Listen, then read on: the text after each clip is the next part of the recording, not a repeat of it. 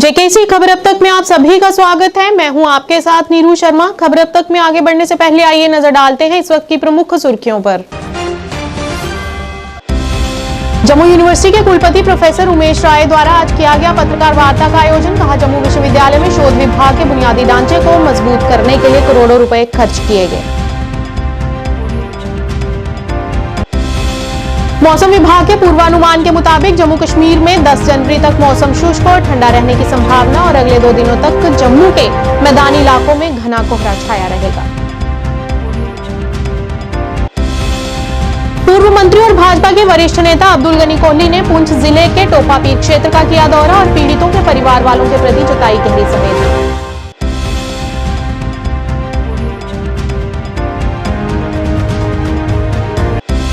Jammu Kashmir truck operators welfare union के अध्यक्ष हलील मलिक ने की पत्रकारों से बात। कहा, सरकार ड्राइवर्स और ट्रांसपोर्टर्स को विश्वास में लेकर कोई अधिनियम करे लागू।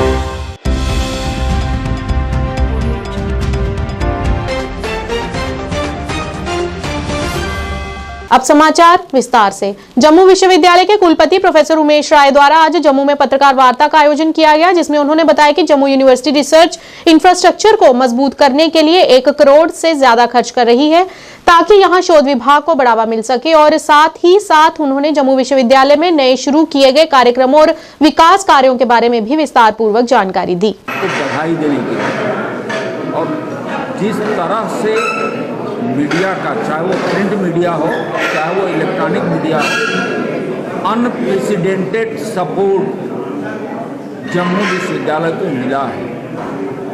और मुझे लगा कि विगत वर्ष में जो आपका सहयोग मिला उसको सुमंगल सिंह सुमन के शब्दों में जो है मैं थोड़ा व्यक्त कर दूं, या ऐसे ही थोड़ी 1-2 लाइन याद भी है मुझे। जिस राही से पथ पर चलते हुए सहयोग मिला उस राही को धन्यवाद। तो आज का दिन आपको धन्यवाद ज्ञापन के लिए कि विगत वर्ष में आपने जो जम्मू विश्वविद्यालय को सहयोग दिया है, वह सहयोग शब्दों में हम आभार व्यक्त कर रहे हैं जरूर, लेकिन दिल की गहराइयों से भी मैं आपको प्रणाम करता हूँ, आभार व्यक्त करता हूँ, अभिनंदन करता हूँ, वंदन करता हूँ, नमन करता हूँ और उम्मीद करता हूँ कि इस वर्ष में भी आपका सहयोग जम्मू विश्वविद्यालय को उसी तरह से मिलता रहेगा। कुछ चीज़ें आज था तो हमको हमारा इनफॉर्मल आपसे मिलना, लेकिन कुछ चीज़ें जम्मू विश्वविद्यालय ने 2024 को लेकर के एक टारगेट बनाया हुआ है। उसमें इंफ्रास्ट्रक्चर, रिसर्च डेवलपमेंट 2 महत्वपूर्ण चीज़ें हैं और कुछ नए एकेडमिक प्रोग्राम्स भी शुरू किए गए हैं। पहले मैं डीन रिसर्च स्टडीज हमारे बगल में बैठी हुई हैं Neelu Mitra ji. Research and development grant Jammu विश्वविद्यालय ने, मुझे अगर याद है 2.2 लाख है या 2.5 लाख के करीब दिया नहीं, 2 लाख रुपए पर faculty sciences and 1.5 lakh humanities and social sciences and commerce या मैथमेटिकल साइंसेज। तो ये research and development grant faculty को एंड मोर देन हमको लगता है कि 1 करोड़ से ऊपर रिसर्च एंड डेवलपमेंट ग्रांट में डिस्ट्रीब्यूशन हुआ और around 72 lakh transdisciplinary mode. मौसम विभाग के पूर्वानुमान के अनुसार 10 जनवरी तक जम्मू कश्मीर में मौसम शुष्क लेकिन ठंडा रहेगा। मौसम विभाग के निदेशक डॉक्टर मुख्तार अहमद ने जानकारी देते हुए बताया कि आज से 5 जनवरी के बीच मैदानी इलाकों में आमतौर पर बादल छाए रहेंगे और मौसम शुष्क रहेगा तथा ऊंचाई वाले स्थानों पर कहीं कहीं बहुत हल्की बर्फबारी होगी। उनके अनुसार अगले 2 दिनों के दौरान जम्मू के मैदानी इलाकों में ठंडे दिन की स्थिति के साथ मध्यम से घना कोहरा जारी रहने की संभावना है।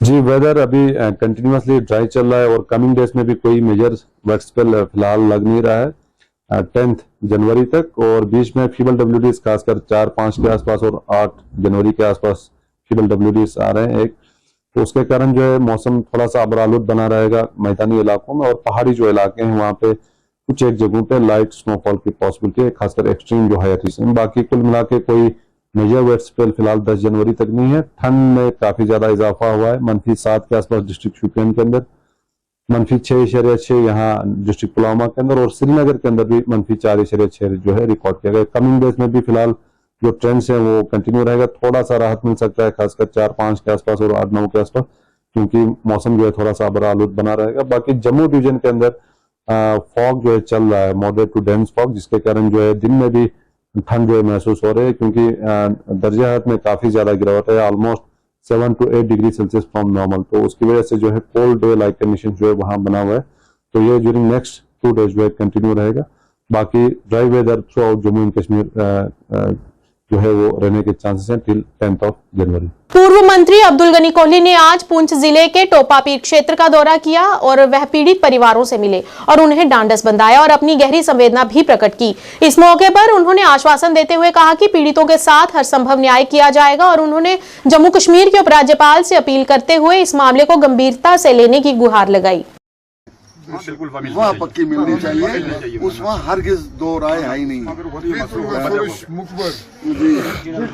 और एक गल और दसूं भी थारा अपना ही महंगा रास्ता दसना था या भी बताऊं सामने आना चाहिए दरिंदा कि इस वक्त 25 साल का 32 साल हो गए सर्विस करता ना, 32 साल अगर हिंदुस्तान की रक्षा की इस बंदा ने मेरे को बच्चों मार छोड़ियो उन्होंने गल दसो मसला मिनिस्टर है सिलसिला है और इसे को ना दुनिया है जाऊँ तो इसे को ना दुनिया है। लेकिन चलो तम के ना हूँ इस तो में अगर सख्त लफ्ज में वे भी काटे इस जुल्म का जो तम के में जनाब ना हम गुजारिश करेंगे उस मिलिटेंसी दौर में 2004, 5 या 6 में क्यों आग लगी हुई थी जी। तो इस वक्त आने द्रव्य 16 आ रहा है। तो टोपी में जब मैं कल गया वहाँ, यार मैं क्या बताऊँ, एक क़यामत सुगरा थी। और मैं जब वहाँ पहुँचा, मैं देख के उनकी बातें सुन के मैं खुद रो गया।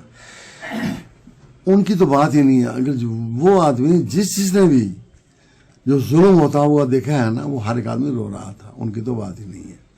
और खासकर इस दौर में अगर सिक्योरिटी फोर्सेस वाले या कोई भी जिन्हें भी जुल्म किया हो, एक आदमी का कत्ल करना वैसे ही पूरी इंसानियत का कत्ल करना होता है।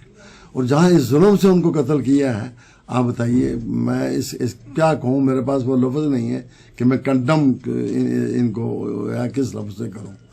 तो अल्लाह ताला उनको सब्र दे, बहुत बड़ा जुल्म हुआ है। लेकिन एक मैं बता दूं कि सीरियसनेस जो है, यही देखते हुए हमारे डिफेंस मिनिस्टर जनाब राजनाथ सिंह जी वो खुद तशरीफ लाए, chief of the army staff आया, उसने देखा है। और हर एक आदमी, और मैं खासकर लोकल एडमिनिस्ट्रेशन को मुबारकबाद देता हूँ। अगर ये प्राइमली हालात को कंट्रोल ना करते, शायद क्या हालात हो जाते। तो मैंने इस मौके पे उस लोकल एडमिनिस्ट्रेशन को भी मुबारकबाद देता हूँ। और हमारी जो गवर्नमेंट है सेंटर की, उन्होंने इस मामले को बड़ा सीरियसली लिया है, तभी तो इतनी अथॉरिटी जो बड़ी थी वो आई है। हमारी पार्टी ने भी बड़ा सीरियस लिया हुआ है। तो लेकिन ये बात है, सीरियस लेना जो है वो है भी जरूरी है, चारा भी नहीं है। ये वो लोग हैं जिन्होंने 47 से लेकर आज तक हमेशा हिंदुस्तान का साथ दिया है। 1990 में जबकि मिलिटेंसी पीक पे थी, तो यहाँ इन लोगों ने उस वक्त भी यहाँ कोई ऐसे वारदात नहीं होने दिए। तो अगर यहाँ उनके साथ ये वाकया हो, तो बताइए और लोगों का फिर क्या होगा। क्या आपको लगता है? नहीं, मैं आपको यकीन दिलाऊं कि पक्का इंसाफ होगा। Jammu Kashmir truck operators welfare union के अध्यक्ष हलील मलिक ने पत्रकारों को संबोधित किया और भारतीय न्याय संहिता के तहत हिट एंड रन केस में बने कानून पर अपनी प्रतिक्रिया देते हुए कहा कि सरकार उचित तरीके से उसे हल करे। उन्होंने कहा कि कई बार ड्राइवर की बिना गलती के उसे दंड दिया जाता है तथा उस मौके पर उन्होंने कहा कि सरकार ड्राइवर्स और ट्रांसपोर्टर्स को विश्वास में लेकर कोई अधिनियम लागू करे। मैं आप मीडिया बंधुओं का सबसे पहले शुक्रिया अदा करता हूँ, आप आए यहाँ। तो हमारा जो मसला है, जैसे आप सभी लोग जानते हैं, जो नया कानून भारतीय न्याय संहिता के तहत जो नेग्लिजेंट ड्राइविंग का जो सजा का प्रावधान किया गया है, उससे हमारा ड्राइवर काफी ज्यादा डरा हुआ है और हमारा ड्राइवर काम पे आने के लिए अभी तैयार नहीं है। तो कल जिस तरह से आपको मालूम है कि ऑल इंडिया लेवल पे एक मीटिंग चली, उसके बाद all India motor transport Congress के जो प्रेसिडेंट है श्री अमृतलाल मदान जी, उन्होंने स्ट्राइक को कॉल ऑफ करने की बात की और उन्होंने कहा कि हमें सरकार की तरफ से आश्वासन मिल गया है। जिस तरह से ये कानून 21 दिसंबर 2024 को हमारी लोकसभा ने पास किया, 25 दिसंबर को हमारी ऑनरेबल प्रेसिडेंट साहिबा ने इसको एसेंट दिया, इसको पास किया, ग्रीन सिग्नल दिया। उसके बाद कानून तो बन गया है, सिर्फ अब इम्प्लीमेंटेशन का जो डेट है वो मुकर्रर करना है सरकार को। कानून बन गया है, तैयार है। बाबा सैयद अली शाह का 54वां सालाना उर्स मुबारक आज बड़े हर्षोल्लास के साथ मनाया गया, जिसके लिए सारी व्यवस्थाएं पूरी कर ली गई थी। इसी सिलसिले में आज दरबार के पास जामा मस्जिद दरबार में कार्यक्रम आयोजित किए गए, जिसमें बड़ी संख्या में लोगों ने हिस्सा लिया और यहां विशेष पूजा अर्चनाएं भी की। सलातो व सलामु अलैका या रसूलुल्लाह या हबीबल्लाह या नबी अल्लाह। बिस्मिल्लाहिर्रहमानिर्रहीम। अल्लाहुम्मा रब्बना आतिना फिद दुनिया हसनतन व फिल आखिरति हसनतन व क़िना अज़ाबन्नार। मालिक मौला पाक परवरदिगार आलम रहीमा करीमा कारसाज़ा बंदा नवाज़ा। अल्लाह पाक जो कि या अल्लाह मेरे प्यारे वली दरबार सैयद सैयद अली शाह साहब अल मारूफ नागा पीर अलैहि रहमा का 54 उर्स से पाक मनाया जा रहा है। या अल्लाह सब का आना कबूल मंजूर फरमा। आमीन। दरबार में सबकी हाजिरी कबूल फरमा। सब जमी हाजिर अल्लाह ताला दे बच्चे भी आए, बुढ़े आमीन, बरेने भी आए, खाली भी आए। अल्लाह ताला तेरी आस करके तेरे बड़ी दरबार में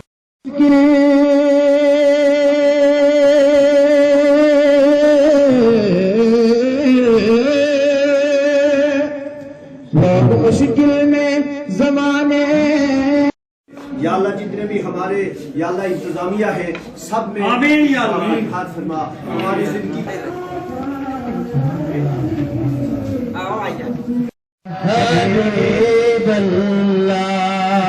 पूरे कद से जो खड़ा है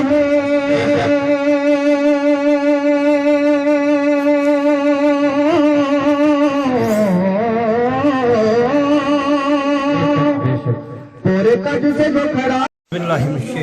बिस्मिल्लाहिर्रहमानिर्रहीम।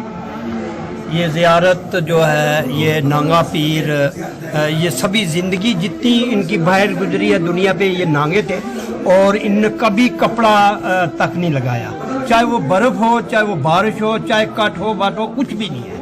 लेकिन जब इनकी वफ़ात हो गई तो इनकी कब्र मुबारक यहाँ बनाई गई, नीचे यहाँ नहीं थी, नीचे थोड़ी बनाई गई।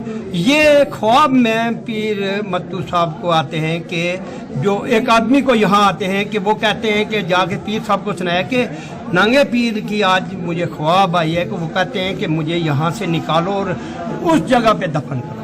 तो फिर दोबारा आए पीर मत्तू साहब, खुदा उनको जन्नत नसीब करे, यहाँ आए और इनका जनाजा दोबारा किया और बिल्कुल उसी तरीके से जैसे ये कब्र में थे, जैसे दुनिया पे थे वैसे देखे और यहाँ दफनाए गए। उसके बाद जितने यहाँ के अकीदतमंद लोगों ने जो मांगा अल्लाह ताला ने वो अता किया। यहाँ 54 उर्स यहाँ हुए, इससे पहले 54 उर्स हुए, ये आज 54 चल रहा है। लेकिन यहाँ हमारे इस उर्स में 6 क्विंटल चावल लगते हैं हमारा तबरूक सिर्फ, जो हमारा इसमें जितना पीर यहाँ हमारे वलायत शाह साहब हैं, ये इनके दादाजी हैं, बेसिकली इनके हैं, ये एक ही घर है, इनने बहुत कुछ यहाँ किया। और हाँ, लोग जो आ रहे हैं, लोग हमारे वो जिसने जो मन्नत मांगी उसकी मन्नत अल्लाह ताला ने पूरी की। बाबा नांगा ने मैं सैयद तस्वीर हुसैन शाह नांगे पीर साहब का पोता हूँ और मैं 30 साल से यहाँ नायब सदर भी हूँ। मेरा बड़ा भाई भी नायब सदर था जो वफात पा चुका है और ये मेरे दादा की ज़ियारत है।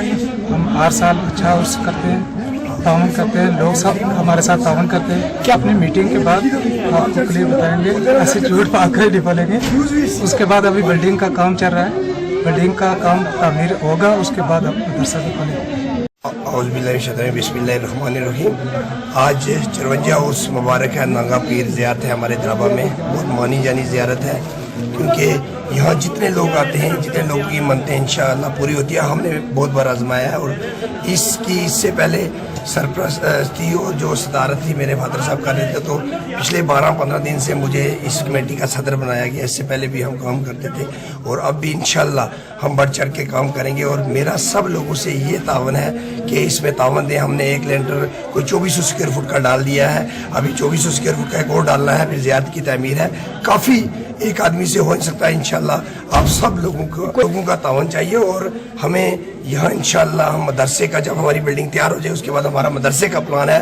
हम अगले वीरवार से इंशाल्लाह हम यहाँ कावे का इंतजाम करें, हर वीरवार से वीरवार। मैं सैयद वलायत हुसैन शाह ज़ियारत का नाज़िम आला हूँ और ये सैयद सैद अली शाह साहब अल मारूफ नांगा पीर साहब जिनका 54 उर्स पाक है, बड़े धूमधाम से मनाया जा रहा है और बड़े लोग जो है यहाँ पर धूमधाम से आते हैं और इंशाल्लाह इसकी तमीर और तरक्की के लिए भी हम काम कर रहे हैं। इंशाल्लाह सब लोग हमारे साथ हैं। हमारी नई कमेटी के सदर जो हैं वो शराज मलिक साहब यहाँ पर पूरा इंतजाम चला रहे हैं, हमारे सरपरस्त हाजी कबीर साहब हैं और हमारी दीगर कमेटी हमारे साथ पूरा तामन कर रही है। और इंशाल्लाह ताला पूरी तमाम दुनिया से मेरी ये गुजारिश है कि वो ज़ियारत पर आए और इनसे फैज़याब होकर जाए। अनंतनाग के चैन सिंहपुरा ब्लॉक खोरीपुरा के लोगों ने सड़क का काम पूरा न होने पर नाराजगी जताई। उन्होंने कहा कि विभाग द्वारा यहां कुछ ढांचे हटा दिए गए थे ताकि सड़क का काम पूरा किया जा सके, लेकिन बाकी ढांचे वैसे ही छोड़ दिए गए हैं, जिसके कारण सड़क का काम काफी समय से लटका हुआ है। उन्होंने अब एलजी प्रशासन से इस सड़क का काम प्राथमिकता के आधार पर पूरा करने की अपील की। तो लोग सिंह क्या बोले और चमन इधर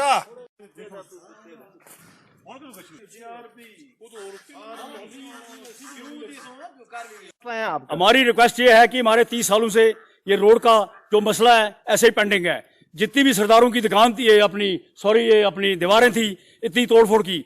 गुरुद्वारा साहब की जो दीवार थी जिसमें कि हमने गुरुद्वारा की फंड से 2 लाख रुपया लगाकर उसको बैक साइड में ले गए और जो भी आगे 3 घर आते हैं आगे उससे अपना हसन पडर और नजीर पडर का ये अपना क्या नाम जी गौखाना और उसके लड़के का गौखाना वो हमारा दूर किया जाए ताकि हमारे को रास्ते की जो प्रॉब्लम है वो हल आ जाए।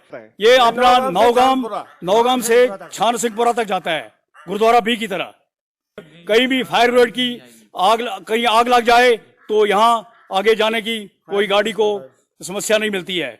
जो अगर कोई डेड बॉडी हो जाती है वो हमें हाथों पर वहां से उठाकर लानी पड़ती है, कंधे पर लानी पड़ती है। अगर कोई डेड बॉडी होती है वो कंधों पर लानी पड़ती है। एरिकेशन ने वो मतलब बुलडोजर लाया था, उन्हें तोड़फोड़ कर दी। 2-3 घर रह गए, वो ऐसे पड़े हुए हैं, वो नहीं उठा रहे हैं। खुद उठाएंगे उन्होंने खुद नहीं उठाया। कारों का तोड़फोड़ किया, उनका 3 घर का बिल्कुल नहीं किया। वो हम रिक्वेस्ट करने जाना चाहते हैं उनको कि हमारा जो मसला है ये हमारा हल हो जाए। एक उधर का अपना अखरोट का दरख्त है वो भी क्लियर हो जाए। अगर नहीं होता ऐसा तो फिर हम ये बस्ती छोड़कर हमें दूसरी जगह शिफ्ट करना पड़ेगा। SBI rural self employment training institute Doda द्वारा जिला मुख्यालय से 70 किलोमीटर दूर ग्राम चरोटे ब्लॉक गुंदाना जिला डोडा में एक जागरूकता शिविर का आयोजन किया गया। इस अवसर पर SBI faculty Faheem Ahmad, SBI RSETI Faheem Raja Munshi तथा कई गणमान्य मौजूद रहे। इस दौरान प्रतिभागियों के बीच पैम्पलेट वितरित किए गए और उन्हें अपने उद्यम स्थापित करने के लिए rural self employment training institute द्वारा चलाए जा रहे विभिन्न स्वरोजगार कार्यक्रमों से भी अवगत कराया गया। इसके अलावा प्रतिभागियों को पीएमएसबीवाई और पीएमजेजेबीवाई योजनाओं के बारे में भी जानकारी दी गई।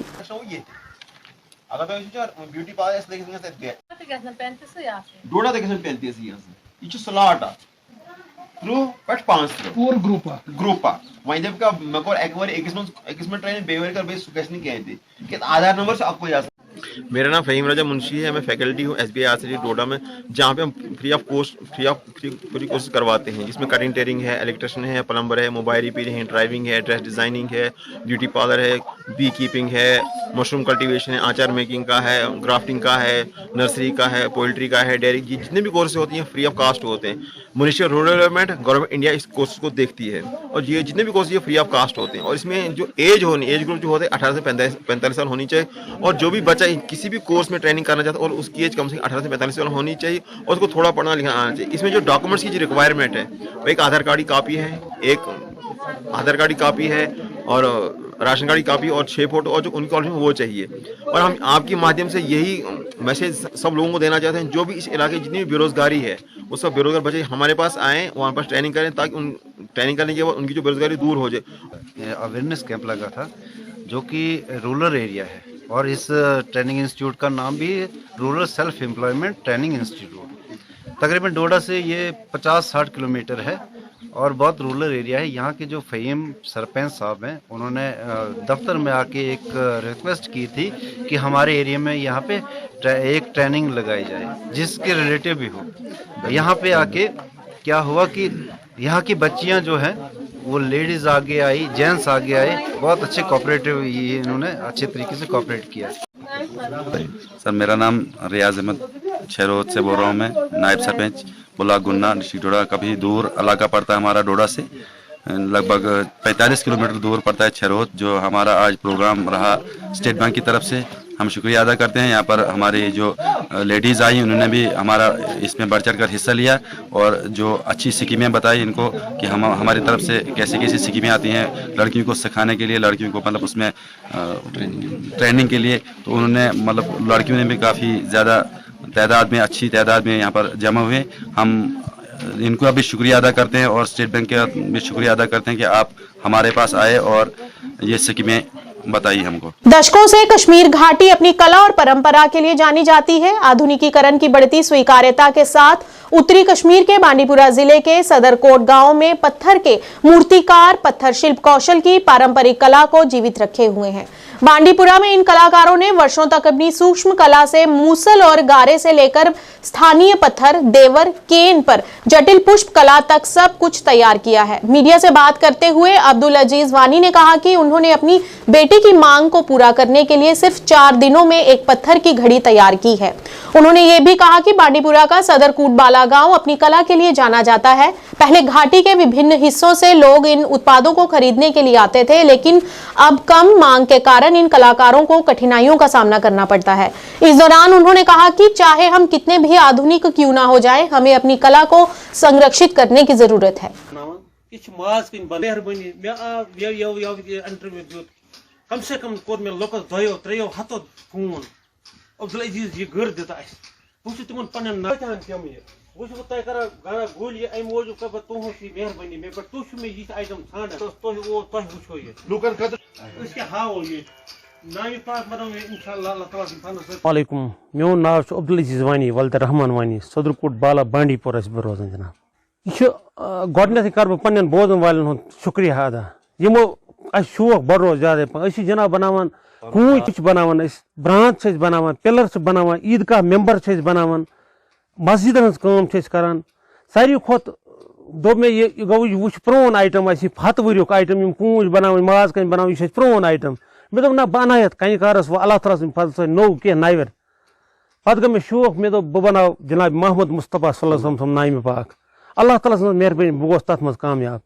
पत दोप मे वो गोस अल्लाह सत कुन यूर अत फर्क मा तो पत कर अल्लाह ताला यारी पत बनो मे अल्लाह ते तन गई 5-6 रेत मे दोप अब्दुल अजीज वानी गो लूकन वो मस्ती अस नश वो यवान तन कह मे दोप ना बह कर नौ कह नावर अल्लाह ताला मेहरबानी मे पे दिमागस मज ख्याल मे पे यह गोडनत वन बच्ची हंदिस वनस पे बनो मे दोप तम ये मे हिट अत कुन दीचन मे दोप बह बनाव यह घर अत अल्लाह ताला मेहरबानी मे बनाव यह घर अत लग मे 4 दो घर बनानस अस बनो जनाब घट बनावान कि माज कन बनवित सरम कन बनवित छोट बनवित कह आइटम बनावान अल्लाह ताला मेहरबानी मे आव इंटरव्यू दित कम से कम कोर मे लोकस 2-3 हतो फोन अब्दुल अजीज यह घर दिता बह तिमन पन्न नाजरीन गुल गणित करान माजरत यह घर मे बनोमस 1 पीस वन बह कतहन दिम यह वो तय कर गाना गुल ये अमे मूजूब कर बह तुहस मेहरबानी मे पे तुह मे यह आइटम छाड़ान